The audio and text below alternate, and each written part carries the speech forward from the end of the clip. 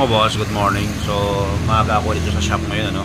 Kung nakikita nyo, medyo mayroon pa tayong anong tawag dito, yung pandikit na to, no. So, meron akong ginagawa dito mga boss na na computer box ng Hyundai Accent, no? So, ito yan, from Nueva Ecija to. So, gusto ko lang i-share mga boss sa ganitong problema. Kasi para sa butas kasi ito, no. Ngayon ginawa ko siya ng paraan, ni-repair ko. So kung makita ito, pakita ko sa inyo. Yan mga boss, ni-repair ko, ginawa ko ng paraan. Sunog na sunog ito. So hindi naman siya totaling butas, ano. So kumbaga nagkaroon na ng damage talaga yung board. Yan,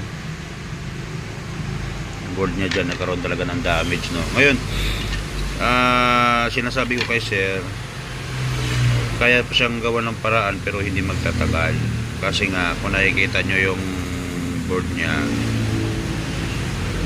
yan, sunog, no. So ginamit ko na kapasitor, yung mga sinunang style na lang din, no. Kasi may paa at maiwas natin doon sa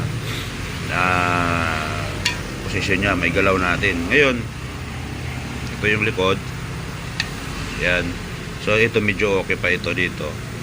Yung dito mga boss, kasi ito yung pinaka power niya, nandiyan yung pinaka power. Kita ko sa inyo, ayan, no.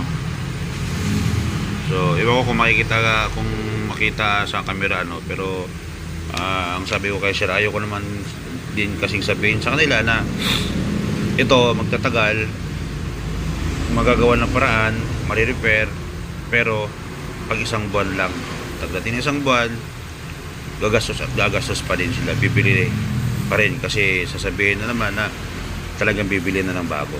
So sinabi ko kay sir, kung bibili kayo ng bago, nasa inyo yon. Pero ito, yung repair ko dito mga boss, hindi ko na sila sisingilin, ano. Siguro yung na lang, 500 na lang siguro doon sa pyesa na kinabit ko, no. Ngayon 6.5 kasi yung single ko dito sa kanila. Ayaw ko naman na magbabayad sila ng 6.5 na isang buwan lang nila gagamitin. So hindi po tanggap ng konsensya ko yun mga boss, kasi nakakaano naman din, alam niyo naman sa hirap ng buhay ngayon. So di bali hindi ako kikita ng 6.5, basta importante nagpakatuto ako na ito hindi magtatagal. Nasa kanila kung bibili sila ng bago or ipapacheck pa nila doon sa iba, no? Basta ako, sinabi ko sa kanila na gano'n na yung problema niya. At least naging patas ako sa kanila, hindi yung ako lang yung kikita tapos sila hindi masiyahan doon sa performance ng sasakyan. Kasi baka itirik ito nandoon sa malayo, problema ko pa, ako pa isisihin bakit hindi ko sinabi na hindi na pala magtatagal yung computer box. So buti hindi mga boss, maraming gumagawa dyan, mangre-repair ng mga computer box, no. So hindi naman sa palinera, kanya-kanya ng pamamaraan. Ako, pag sa tingin ko na malaki na yung sira, mga boss, hindi ko siya gagawa ng paraan, kasi alam ko naman na mapupunta sa palit talaga. So pag gawa mo ng paraan para kumita ka, pero hindi natin naisip na kawawa yung may-ari ng mga ganitong problema, kasi sila ang magsasuffer lahat ng mga ma-encounter nilang problema doon sa sasakyan nila. So para sa akin, ayaw ko ng ganon. So nakapag-decide si sir, pull out nila, tapos pag-usapan daw mo nilang magpamilya kung paano ang setup nila dito sa computer box, no. So naawa naman din ako, ayaw ko lang din silang paasahin na ganon. So sana magkaroon ng kunting idea.